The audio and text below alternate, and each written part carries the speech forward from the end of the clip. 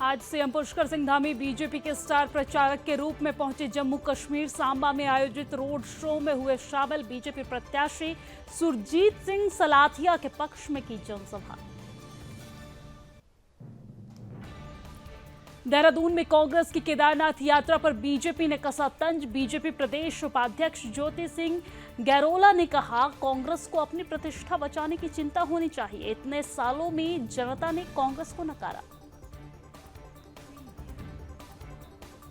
देहरादून में बाल भिक्षावृत्ति को लेकर डीएम के सख्त निर्देश। रोकने के लिए बनेगी पेट्रोलिंग टीम। प्रतिदिन अभियान चलाने के लिए निर्देश। अभियान सफलता के लिए 12 होमगार्ड पीआरडी की तैनाती।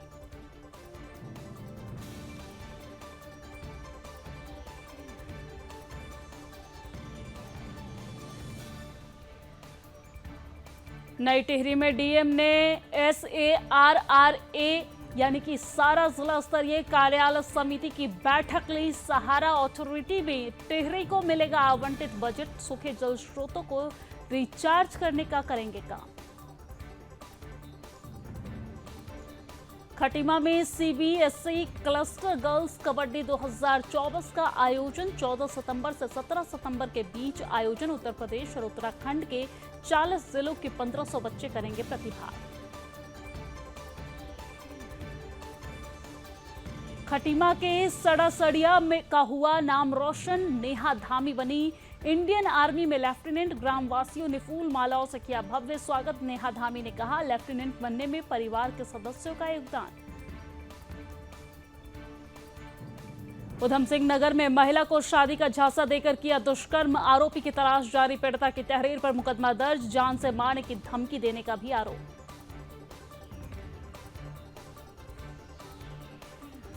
हरिद्वार में बढ़ते अपराधों को लेकर हरिद्वार पुलिस सतर्क। तेज किया सघन चेकिंग अभियान। ज्वालापुर में हुई थी ज्वेलर्स शोरूम में दिन दहाड़े लूट। लोगों का सत्यापन अभियान जारी।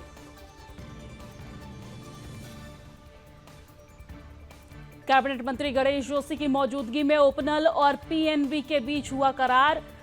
ओपनल कर्मचारियों के लिए 50 लाख का दुर्घटना बीमा। ओपनल कर्मियों के परिवार हित को देखते हुए लिया गया फैसला।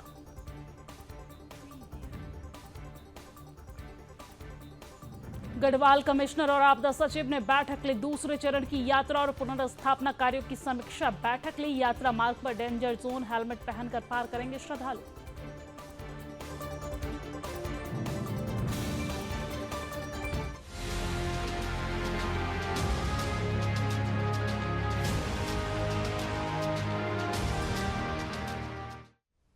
नमस्कार, सुदर्शन न्यूज पर अपना उत्तराखंड देख रहे हैं आप। मैं हूं आपके साथ दिव्या सिंह। आज उत्तराखंड के मुख्यमंत्री पुष्कर सिंह धामी जम्मू कश्मीर के सांबा में आयोजित रोड शो में शामिल होने के लिए पहुंचे थे, जहां लोगों ने उनका भव्य स्वागत किया है। यह रोड शो बीजेपी प्रत्याशी सुरजीत सिंह सलाथिया के पक्ष में आयोजित किया गया था। आपको ये जानकारी दे दें कि सीएम पुष्कर सिंह धामी बीजेपी के स्टार प्रचारक के रूप में जम्मू कश्मीर पहुंचे हैं। रोड शो के बाद सीएम धामी ने सांबा में जनसभा को भी संबोधित किया।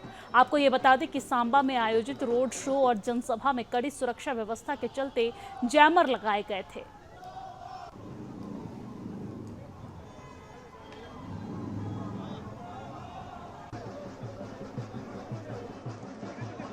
अभी इस प्रकार की बातें करते हैं कि पाकिस्तान के साथ व्यापार खोल देना चाहिए, वार्ता शुरू कर देनी चाहिए। आतंकवादी, अलगाववादी, पत्थरबाजी और उग्रवादी घटनाओं में जो जेलों में बंद है उनको छोड़ दिया जाना चाहिए। भाइयों बहनों, ये केवल मेरा प्रश्न नहीं है, ये प्रश्न हमारा हम सबका है। ये जम्मू और कश्मीर के लोगों का प्रश्न है। चीची माता के प्रांगण में रहने वाले उनके बेटे बेटियों के लिए प्रश्न है कि क्या शंकराचार्य पर्वत का नाम सुलेमान पर्वत रख दिया जाना चाहिए? आप बताइए भाइयों बहनों, इस प्रकार की सोच नेशनल कॉन्फ्रेंस, अब्दुल्ला और PDP और कांग्रेस पार्टी की है।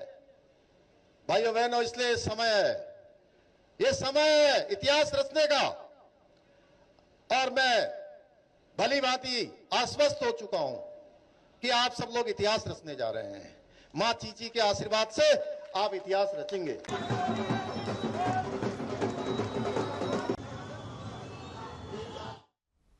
और चलिए अब आगे बढ़ते हैं। उत्तराखंड कांग्रेस की ओर से केदारनाथ धाम प्रतिष्ठा रक्षा यात्रा निकाली जा रही है। आपको बता दें कि कांग्रेस प्रदेश अध्यक्ष करण माहरा के नेतृत्व में यात्रा के दूसरे चरण की आज से शुरुआत हुई है। कुल आपको बता दें कि कल 13 सितंबर की सुबह केदार धाम में जलाभिषेक के बाद यात्रा समाप्त होगी। कांग्रेस की इस यात्रा पर बीजेपी ने कटाक्ष किया है। बीजेपी के प्रदेश अध्यक्ष बीजेपी के प्रदेश उपाध्यक्ष व राज्य सरकार में मंत्री ज्योति प्रसाद गैरोला ने कहा है कि कांग्रेस को खुद अपनी प्रतिष्ठा बचाने की चिंता होनी चाहिए। इतने सालों में कांग्रेस को जनता ने नकार दिया है। वो स्वयं भू आदि देव हैं जो पूरे विश्व का कल्याण करते हैं, जो पूरे विश्व की रक्षा करते हैं। कांग्रेस अब उनकी रक्षा करने जा रही है। उन्होंने कहा कि कांग्रेस को खुद की प्रतिष्ठा की रक्षा करनी चाहिए।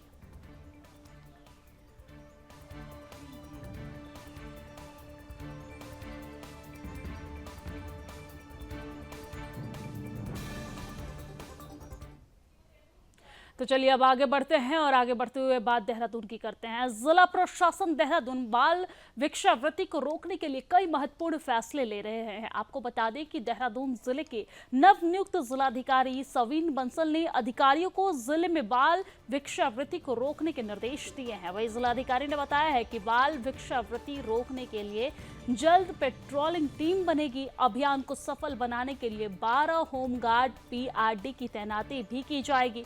साथ ही कहा है कि शहर में कोई भी बच्चा भिक्षावृत्ति करता न दिखे, इस दिशा में अधिकारी प्रभावी कदम उठाएंगे। आपको बता दें कि जिलाधिकारी सवीन बंसल ने बाल भिक्षावृत्ति को रोकने के लिए अधिकारियों को प्रतिदिन अभियान चलाने के निर्देश दिए हैं। भिक्षावृत्ति व बाल मजदूरी करते बच्चों को शिक्षा व विकास की मुख्य धारा से जोड़ा जाए। उन्होंने जिला प्रोबेशन अधिकारी मीना विष्ट को निर्देशित किया है कि भिक्षावृत्ति करते और सड़क पर घूमते बच्चों को रेस्क्यू करने के लिए वाहन का प्रस्ताव प्रस्तुत करे। ये वाहन शहर में घूमकर बच्चों को रेस्क्यू कर CWUC में लाएंगे। और उन्होंने ये भी कहा है कि जल्द ही जिले में 2 पेट्रोलिंग वाहन का भी शुभारंभ किया जाएगा।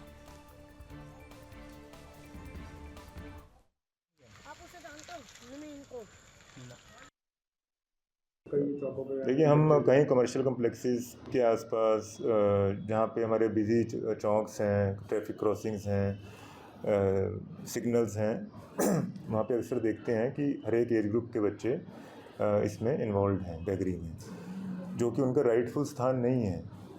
फंडामेंटल राइट्स के अकॉर्डिंग हमारे मॉरल ड्यूटी भी है कि उनका स्थान स्कूल में है तो वहाँ पे उनको डाला जाए, किसी तरह लिंक किया जाए, जो भी प्रयास करने पड़े। हमारी गवर्नमेंट ने हर तरह की फैसिलिटी बनाई हुई है, हर तरह की स्कीम्स हैं, पर कहीं ना कहीं पे कुछ ग्राउंड लेवल पे कुछ ना कुछ तो गैप है जो वो बच्चे अभी भी हमको विजिबल हैं। और अब आगे बढ़ते हुए बात नई टिहरी की करेंगे। नई टिहरी में जिला कलेक्ट्रेट सभागार में जिलाधिकारी मयूर दीक्षित की अध्यक्षता में SARRA जिला स्तरीय कार्यकारी समिति की बैठक आयोजित की गई है, जिसमें जिलाधिकारी ने कहा है कि इस योजना के तहत जहां पुराने स्रोत सूख गए हैं, वहां पर भी जल जीवन मिशन के तहत सभी स्रोतों को पुनर्रिचार्ज के लिए योजना बनाई गई है। आपको बता दें, इसके साथ ही ये भी कहा है कि सहारा अथॉरिटी में जिले को बजट आवंटित हुआ है, जिसमें हम उन गांवों में भी जहां गर्मियों में पानी कम हो जाता है वहां पर भी योजनाएं बन सके और ऐसे गांवों में विकास, लघु सिंचाई आदि विकास विभागों में कार्य करवाया जा सके।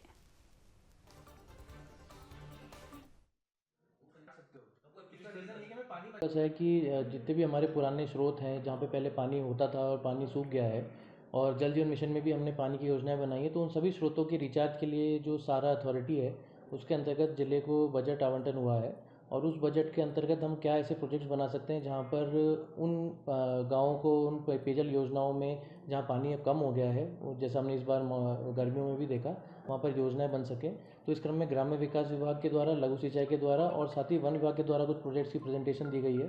उन प्रोजेक्ट्स को आज हमने कुछ को चयनित किया है और कुछ में फर्दर फील्ड इंस्पेक्शन के लिए डायरेक्शन दिए हैं, ताकि आने वाले 1 महीने में अधिक से अधिक जो धनराशि हमको प्राप्त हुई उसको खर्च कर सकें और आने वाले मानसून से पहले इन सभी जगहों पर जल स्रोतों का जो ट्रीटमेंट है वो हो सके।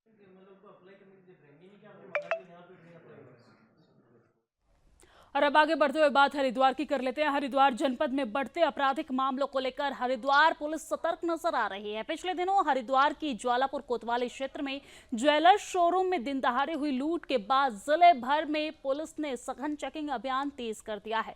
वरिष्ठ पुलिस अधीक्षक प्रमेंद्र डोभाल ने जिले के सभी थाना और चेकिंग प्रभारियों को विशेष दिशा निर्देश दिए हैं। पुलिस अब गली मोहल्लों में रहने वाले लोगों का सत्यापन अभियान चला रही है। इसके साथ ही सड़कों पर उतरकर संदिग्ध व्यक्तियों से पूछताछ और वाहनों की चेकिंग भी की जा रही है। एएसपी जितेंद्र मेहरा ने कहा है कि भीड़ भाड़ वाले क्षेत्रों में पुलिस की तैनाती बढ़ा दी गई है और रात गश्त में भी इजाफा किया गया है। साथ ही जिले के सभी चेकिंग पोस्ट पर विशेष अभियान चलाया जा रहा है ताकि किसी भी आपराधिक गतिविधि को अंजाम देने से रोका जा सके।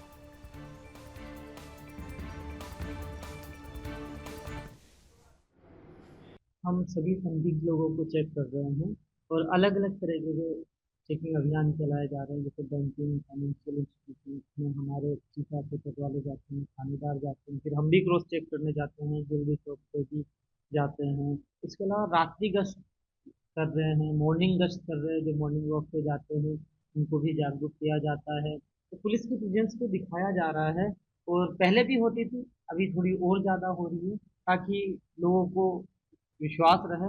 और हमारे एसएचओ, बीट कांस्टेबल्स और हम खुद जाते हैं, सत्यापन अभियान भी चलाया जा रहा है। तो अलग ये काफ़ी व्यापक लेवल पे चलाया जा रहा है, अलग अलग तरह के लोगों को सत्यापित किया जा रहा है।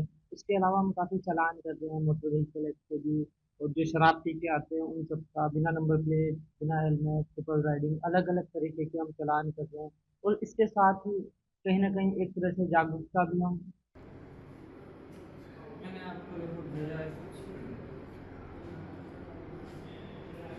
सब भेजते हैं आपको। मैंने ऐसा कैसे हो गया, नहीं आया।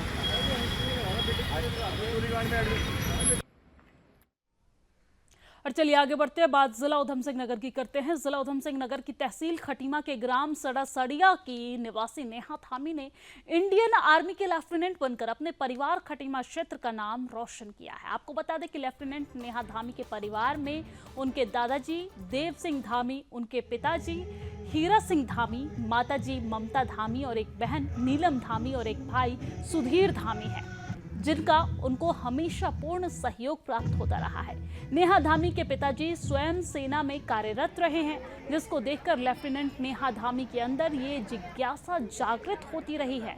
उन्हें भी अपने परिवार की तरह सेना में जाकर देश की सेवा करनी है। इच्छा, दृढ़ शक्ति, समर्पण और कड़ी मेहनत के बल पर नेहा धामी ने लेफ्टिनेंट बनकर यह सिद्ध भी कर दिया है कि देश की बेटियां भी ऊंचे मुकाम पर पहुंचकर देश की सेवा में बढ़ चढ़कर हिस्सा ले सकती हैं। लेफ्टिनेंट नेहा धामी द्वारा अपने ग्राम सड़ासड़िया में आने पर ग्राम वासियों और उनके परिवार के सदस्यों ने फूल मालाओं से उनका भव्य स्वागत किया है।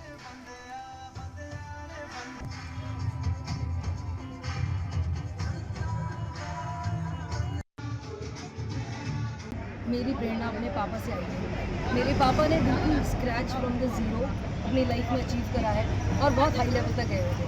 Since my father was retiring, तो मेरे अंदर ये था एक जुनून कि मेरे को अपनी फैमिली की लेगेसी कंटिन्यू करनी है और सेम लेवल पे नहीं, एक लेवल हाई जाकर अपने माँ बाप का नाम रोशन करना है।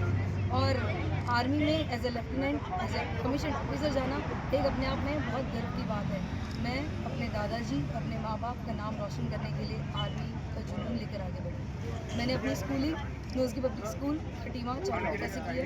उसके बाद मैंने अपना graduation Chandigarh university BE CSE करा। उसके बाद मैंने 3 साल का IT कॉर्पोरेट में जॉब भी करी, लेकिन वहाँ मैं रुकी नहीं।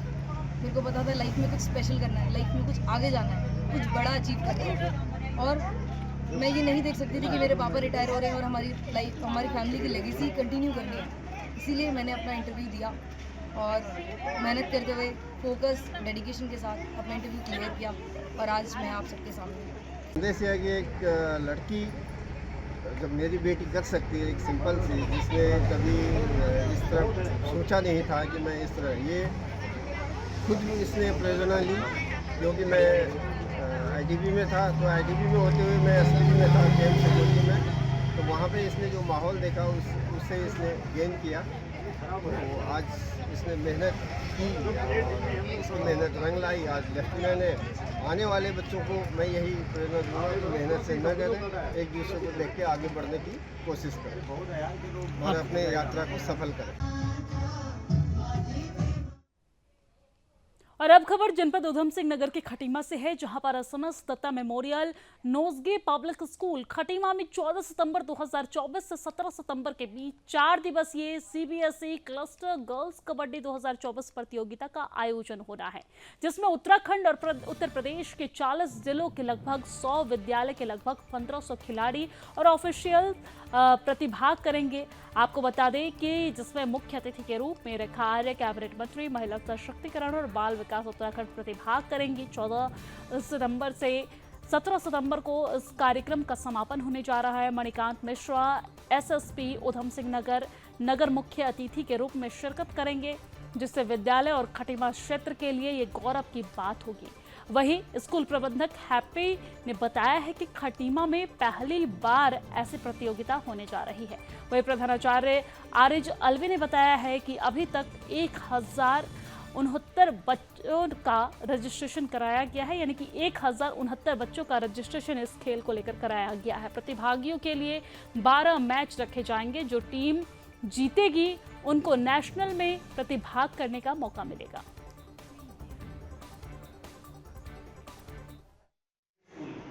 CBSE cluster 19 girls kabaddi championship 2024 का आयोजन हो रहा है, जो सीबीएसई दिल्ली की तरफ से हमें दिया गया है करने के लिए।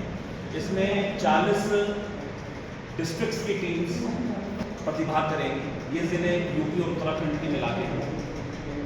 इसमें 1069 रजिस्ट्रेशन है बच्चों के जो विद्यालय में आएंगे और 112 मैच खेले जाएंगे इस प्रतियोगिता में। रेखा आर्य जी हमारे चीफ गेस्ट हैं, ठीक है। अब ये है कि जो क्लस्टर बच्चे खेल रहे हैं, जो बच्चे क्लस्टर खेलेंगे इन सबको प्रशस्ति पत्र मिलेगा और मेडल मिलेगी सीबीएसई की तरफ से और ट्रॉफी मिलेगी स्कूल की तरफ से। में पहली बार सीबीएसई क्लस्टर होने जा रहा है कबड्डी का गर्ल्स का। लगभग इसमें 40 स्टेट्स के बच्चे लड़कियाँ आने वाली हैं और लगभग 1100 के करीब बच्चों ने आना है, जिनकी रजिस्ट्रेशन हो चुका है। और हमारे जो चीफ गेस्ट हैं वो रेखा आर्य जी हैं, मिनिस्टर ऑफ स्पोर्ट्स। और क्लोजिंग में एसएसपी साहब आ रहे हैं। बस उम्मीद करते हैं कि आपके सहयोग से बहुत कुछ अच्छा होगा और उनके खाने रहने की व्यवस्था सारी स्कूल में ही अच्छा लग रहा है। और मुझे उम्मीद है कि हम बहुत अच्छे से इसको ऑर्गेनाइज कर पाएंगे, सारी व्यवस्थाएं, क्योंकि मेरा स्टाफ, मेरे प्रिंसिपल, मेरा बाकी स्टाफ दिन रात लगे हुए हैं।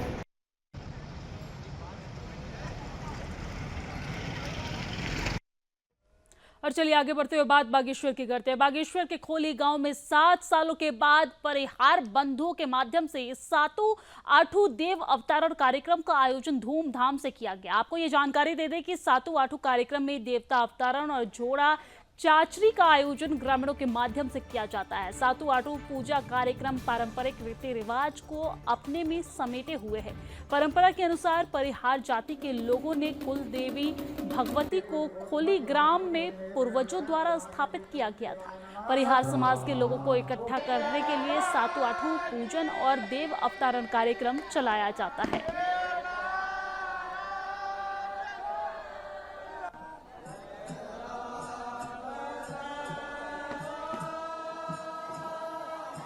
जैसे जिस तरीके से आज हमारे गांव में ये सातों आठों का प्रोग्राम चला हुआ है, ये है हमारा आठों महोत्सव प्रोग्राम है।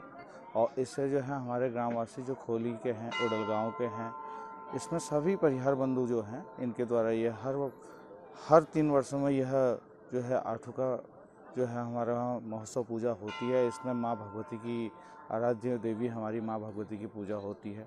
उनकी आज जो है अष्टमी के दिन डोली भी आज उनको विदाई भी की जाएगी। और यह जो है हमारा जो है इस वर्ष जो है काफ़ी समय बाद 7 सालों के बाद यह जो है पूजा महोत्सव आज हमारा आठू का यहाँ पर हो रहा है। और इसके मुख्य यजमान कैप्टन मोहन सिंह जी हैं। और यह जो है हमारे लिए बड़ा गर्व का विषय भी है, क्योंकि हमारी ग्राम सभा बहुत बड़ी ग्राम सभा भी है। और यहाँ पर जिस तरीके से कोट ब्राह्मणी मंदिर में आप लोगों के यहाँ पर पूजा होती है, उसी तरीके से हमारे यहाँ भी देवी की आज माँ भगवती की इस तरीके से पूजा होती है। और अब बड़ी खबर सामने आ रही है। आपको बता दें कि अनियंत्रित होकर गहरी खाई में गिरा वाहन। आपको बता दें स्थानीय लोगों ने 2 घायलों को अस्पताल पहुंचाया है। इस पूरे मामले में नदी में गिरते ही 2 हिस्से में बटा पिकअप वाहन और सड़क पर आया मलबा हादसे की वजह बताया जा रहा है। आपको बता दें कि स्थानीय पुलिस ने घटना स्थल का जायजा लिया है। कालसी थाना अंतर्गत जूडो क्षेत्र की पूरी घटना बताई जा रही है। विकासनगर के कालसी थाना अंतर्गत जूडो क्षेत्र की यह घटना है, जहां पर स्थानीय लोगों ने किया घटना स्थल पर जाकर लोगों को बाहर निकाला है। हालांकि पुलिस प्रशासन उस पूरे मामले पर जानकारी जुटा रही है। सड़क पर मलबा आने की वजह से यह हादसा हुआ है। और आपको ये जानकारी दे दें कि नदी में गिरते हुए 2 हिस्सों में पिकअप वाहन जो है वो गिर गया, जिसमें स्थानीय लोगों ने 2 घायलों को बाहर निकालकर अस्पताल में पहुंचाया है। अनियंत्रित होकर गहरी खाई में गिरा वाहन पिकअप वाहन था, जिससे स्थानीय लोगों ने 2 घायलों को बाहर निकाला है। नदी में गिरते ही 2 हिस्सों में यह पिकअप वाहन बट गया है, जैसा कि आप तस्वीरों में भी देख सकते हैं। गहरी खाई में यह पिकअप वाहन गिरा है। हालांकि स्थानीय लोगों की मदद से 2 घायलों को बाहर निकाला गया, जहां पर अस्पताल में इलाज घायलों का जारी है। पुलिस प्रशासन पूरे मामले की जानकारी जुटा रही है, जांच जारी है और सड़क पर मलबा आने की वजह से यह हादसा हुआ है।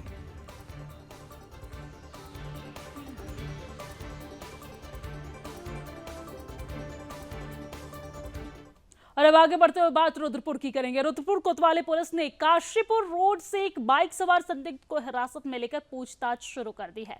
युवक की बाइक पर खालिस्तान लिखा हुआ है। वहीं जिले के SSP Manikant Mishra, SP city Manoj Katyal भी कोतवाली पहुंचे हैं और उस युवक से पूछताछ उन्होंने की है। खुफिया एजेंसी भी सक्रिय हो गई है।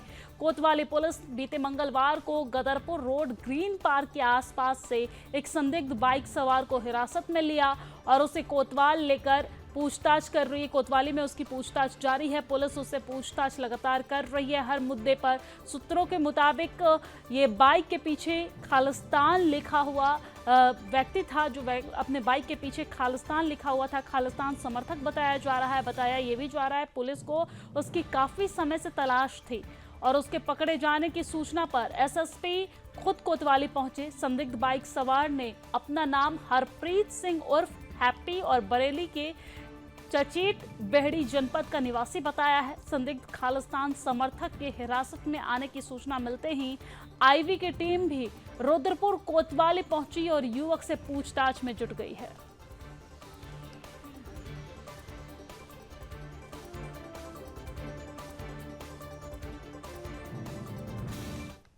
और चलिए आगे बढ़ते हुए बात उधम सिंह नगर की करेंगे। उधम सिंह नगर जिले में महिला और बालिकाओं के संबंधित अपराध, दुष्कर्म, छेड़छाड़ की घटनाएं कम नहीं हो रही है। आए दिन कोई ना कोई मामला सामने आ रहा है। आपको बता दें बालिका या महिला से जुड़ा हुआ दुष्कर्म का मामला लगातार सामने आ रहा है। अब रुद्रपुर के थाना ट्रांजिट कैंप क्षेत्र में एक महिला से शादी का झांसा देकर उसके साथ दुष्कर्म का ये पूरा मामला सामने आया है। पुलिस ने पीड़िता की तहरीर के आधार पर आरोपी के खिलाफ संबंधित धाराओं में मुकदमा दर्ज कर मामले की जांच शुरू कर दी है। पीड़िता मूल रूप से जसपुर निवासी है। महिला ने ट्रांजिट कैंप थाने में तहरीर दी। महिला ने आरोप लगाया है कि उसके क्षेत्र के ही रहने वाले वीरपाल ने शादी का झांसा देकर उसके साथ दुष्कर्म किया है और उस बात की किसी से शिकायत करने पर जान से मारने की धमकी देने का भी आरोप लगाया है। पुलिस ने पीड़िता की तहरीर के आधार पर आरोपी के खिलाफ रिपोर्ट दर्ज कर जांच शुरू कर दी है। आरोपी पुलिस की पकड़ से बाहर है।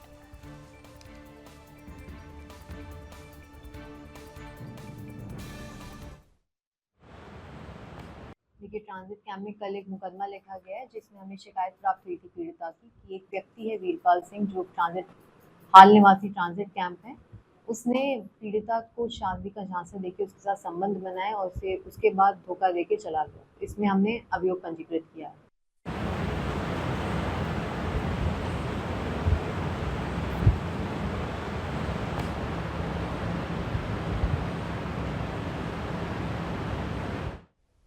उधम सिंह नगर जनपद के रुद्रपुर कोतवाली पुलिस ने सहमत कर महिलाओं से गहने लूटने वाले गैंग के एक सदस्य को दिल्ली से गिरफ्तार कर लिया है। आपको बता दें कि पुलिस ने आरोपी के कब्जे से नकदी और घटना में इस्तेमाल कार भी बरामद की है। रुद्रपुर के एसपी सिटी मनोज कत्याल ने बताया है कि इंदिरा चौक पर रामेश्वरी देवी को सम्मोहित कर 3 से 4 लोगों ने सोने की चैन सोने की जो चेन होती है वो और कान के झुमके लूट लिए थे। पुलिस ने महिला की तहरीर के आधार पर मुकदमा दर्ज कर लिया था और आरोपी की तलाश की जा रही थी। आपको बता दें कि सीसीटीवी फुटेज खंगालने के बाद पुलिस ने एक आरोपी को दिल्ली से गिरफ्तार किया है। आरोपी के कब्जे से पुलिस ने 8800 रुपए की नकदी और घटना में इस्तेमाल की गई ऑल्टो कार भी बरामद की है। पुलिस ने ऑल्टो कार को पुलिस दिल्ली के रानी बाग में दाखिल कराया है, जबकि आरोपी को रुद्रपुर कोर्ट में पेश करने के बाद जेल भेज दिया गया है।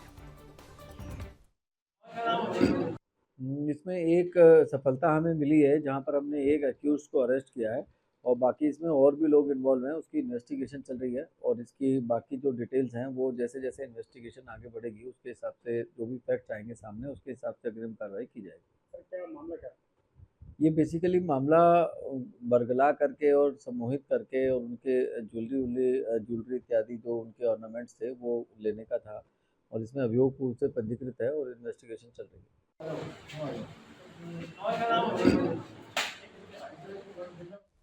और 4 सितंबर को ठंडी कमत के दूरस्थ गांव के एक व्यक्ति नदी में मृत पाया गया, जिसकी पहचान स्थानीय युवक के रूप में हुई है। मृतक के भाई ने पुलिस को हत्या की आशंका जताते हुए कुछ दिन बाद थाना कोतवाली उत्तरकाशी में धारा 103 के तहत मुकदमा दर्ज कराया था। पुलिस ने 24 घंटे के अंदर हत्या का खुलासा करते हुए हत्यारे को गिरफ्तार कर लिया है। हत्यारे के अनुसार मृतक व्यक्ति उसका दोस्त था और रात में उसकी आपस में लड़ाई हुई। उसने दोस्त को नदी में धक्का दे दिया। आपको ये जानकारी दे दें कि यहाँ जनपद के होटलों और ढाबों में शराब बेहिचक परोसी जाती है। हत्या का खुलासा करने वाली टीम को 2500 का इनाम भी दिया गया है।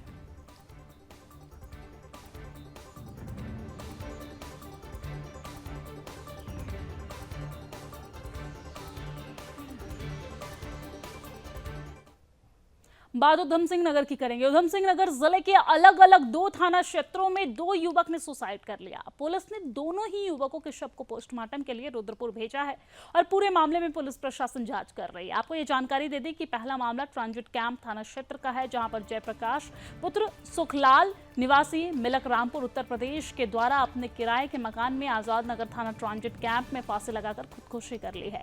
कमरे से बदबू आने पर आसपास के लोगों ने थाना पुलिस को सूचना दी। पुलिस ने मौके पर पहुंचकर शव को कब्जे में लेकर पोस्टमार्टम के लिए भेजा है और पूरे मामले की जांच की जा रही है। मृतक किराए के मकान में रहकर स्कूल की कंपनी में काम किया करता था। वहीं दूसरा मामला किच्छा कोतवाली क्षेत्र का है, जहां पर मुकेश कुमार पुत्र भगवान दास निवासी वार्ड नंबर 16 विकास कॉलोनी किच्छा के द्वारा अपनी पत्नी से विवाद होने के बाद अपने घर के कुछ दूरी पर जहर खाकर आत्महत्या कर ली है। पुलिस ने मुकेश के शव को कब्जे में लेकर पोस्टमार्टम हाउस भेज दिया है। आपको बता दें कि मुकेश ई रिक्शा चलाने का काम किया करता था और पत्नी से झगड़ा होने के बाद इस तरह का कदम उठाया है। और अपना उत्तराखंड की खबरों में फिलहाल इतना ही, लेकिन देश और दुनिया की तमाम खबरों के लिए आप देखते रहिए सुदर्शन न्यूज। जय हिंद।